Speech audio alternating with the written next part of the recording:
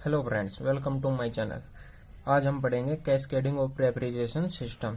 Cascading of refrigeration system होता क्या है फ्रेंड्स? कई बार हमें रिक्वायरमेंट होती है एक अल्ट्रा कूल टेम्परेचर की। तो फ्रेंड, जब हमें एक बहुत ही लो टेम्परेचर की रिक्वायरमेंट होती है तो उस समय यदि हम एक सिंपल एक ही इक्विपमेंट, एक ही रेफ्रिजरेशन सिस्टम यूज करते हैं, फॉर एग्जांपल हम देख लेते हैं कि जैसे हम एक कोई टेम्परेचर है, हमें मेंटेन करना है अपने रेफ्रिजरेशन सिस्टम को -40 डिग्री सेल्सियस से टू 60 डिग्री सेल्सियस तक। तो इस केस में फ्रेंड्स होता क्या है कि जो यदि हम इतने टेम्परेचर डिफरेंस में हम रेफ्रिजरेशन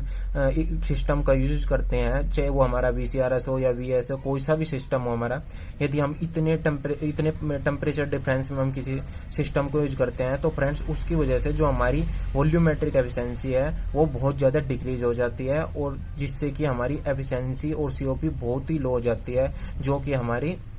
रिक्वायर्ड नहीं है, जिससे कि हमारी जो एनर्जी की खपत होती है, एनर्जी की वेस्टेज होती है, बहुत ज्यादा होती है, और टेम्परेचर मेंटेन करना इस रेंज में थोड़ा डिफिकल्ट हो जाता है। तो उस केस के लिए हम क्या करते हैं कि हम रेफ्रिजरेशन सिस्टम को कई पार्ट्स में यूज करते हैं। एक हम दो रिक्वायरमेंट कर लेते हैं, दो रेफ्रिजरेशन सिस्टम को यूज कर लेते हैं। कई बार अगर हमें और ज्यादा अल्ट्रा लो टेम्परेचर मेंटेन करना होता है तो हम कई बार 3 भी रेफ्रिजरेशन सिस्टम यूज कर लेते हैं। तो उन रेफ्रिजरेशन सिस्टम में हम अलग अलग उसके टेम्परेचर रेंज की रिस्पेक्ट में हम उनके अकॉर्डिंग उसके रेफ्रिजरेंट का भी यूज कर लेते हैं। फॉर एग्जांपल, यदि हम मैंने डायग्राम में दिखाया हुआ है कि जो -40 degree Celsius to -5 degree Celsius पे जो मैंने रेफ्रिजरेंट यूज किया हुआ है उसमें मैंने CO2 यूज किया हुआ है, और जो मैंने -5 degree Celsius to 60 degree Celsius पे जो मैंने रेफ्रिजरेंट सिस्टम यूज किया है वहां पे मैंने अमोनिया यूज किया है, जिससे कि हम उसी रिस्पेक्ट में हमारा जो रेफ्रिजरेंट जिस टेम्परेचर रेंज में करेक्ट मैच खाता है, मतलब उसमें वो अच्छा वर्क करता है, तो हम उसी रेफ्रिजरेंट को उसमें यूज कर लेते हैं। इससे कि हमारी जो वॉल्यूमेट्रिक एफिशिएंसी है वो मेंटेन रहती है यदि हम कैस्केडिंग करें किसी रेफ्रिजरेशन सिस्टम की for maintaining the ultra low temperature. तो फ्रेंड्स, हम इसको देख लेते हैं कि मैंने ये डायग्राम बनाया है। फॉर एग्जांपल, हम स्टार्ट करते हैं यहाँ से नीचे से। मान लीजिए कि हमें यहाँ पर अल्ट्रा टेम्परेचर मेंटेन करना होता है इस स्पेस में, जो ये मैंने दिखाया हुआ है, ये हमारा स्पेस है,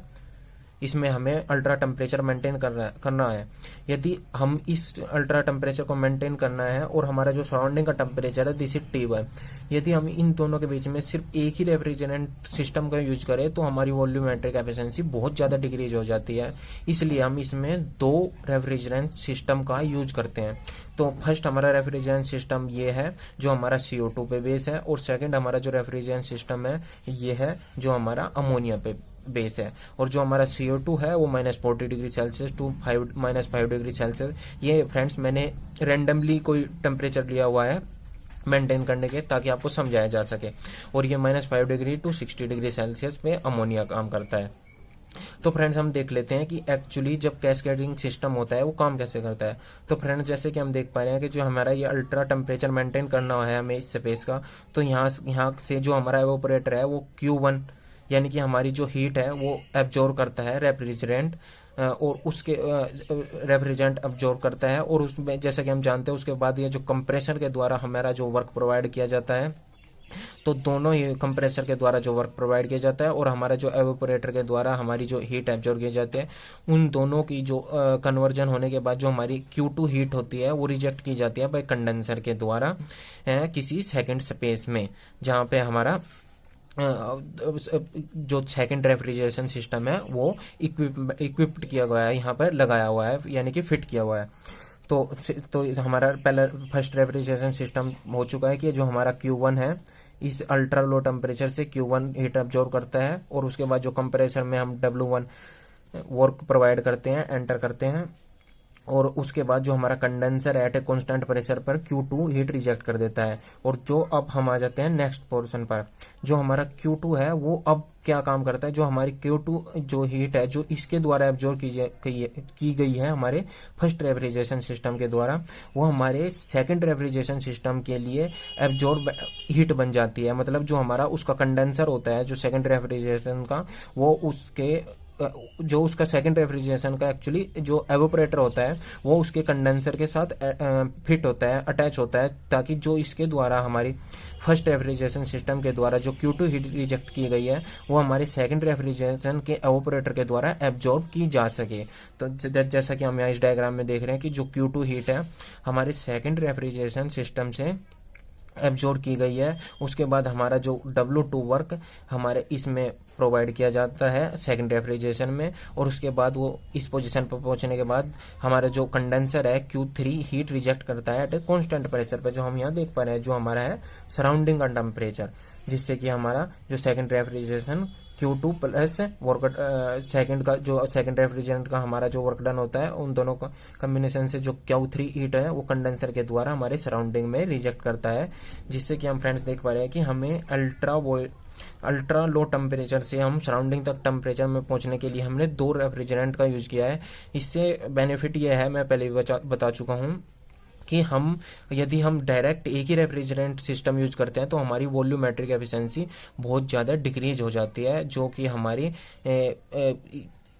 हमारे सिस्टम के लिए अच्छी नहीं होती। उसमें हमारी जो एनर्जी कंजप्शन है वो बहुत ज़्यादा हो जाती है। तो फ्रेंड्स हमने ये देख लिया कि जो हमारे डायग्राम से कि हमने जो सिस्टम बनाया हुआ है CO2 को और NH3 का, ये कैस्केडिंग से कैसे काम करता है। तो फ्रेंड्स एक नोटेड पॉइंट ये है कि जो हमारे इस सिस्टम के जो सिर्फ इस सिस्टम की जहाँ पर 2 रेफ्रिजरेशन सिस्टम यूज गए हैं तो उसकी COP क्या होती है, उसकी COP होती है friends COP of 1 into COP of 2 by 1 plus COP of 1 plus में COP ऑफ 2। और फ्रेंड्स COP